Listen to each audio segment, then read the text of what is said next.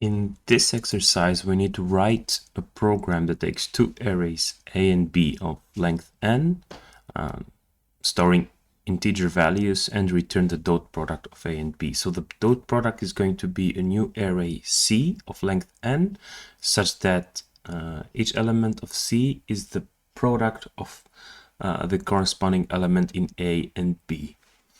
Okay, let's do that. I'm going to define a function dot product, which is going to take two arrays that are going to be list of ints, list int, and B is going to be list of int, and it's going to return again list of ints. And I need to import the type list. I'm going to do that right here from typing import list. Okay, so what I'm going to do first, I'm going to declare a new array C, and I'm going to iterate through, well, in this case, we need to iterate through the range, or I in, well, we have to go through the indexes of each list. And the range is going to be the length of A.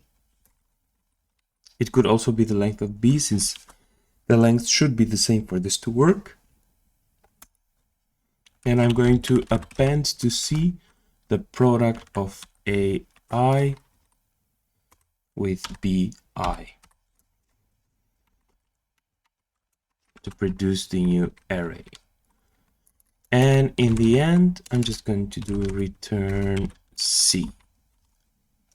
Okay, let's run this, see if this works. And I'm going to do Python 3 interactively.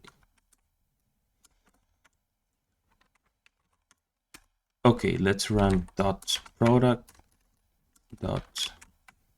and the first array is going to be 1, 2, 3, and the second one is going to be 4, 5, 6.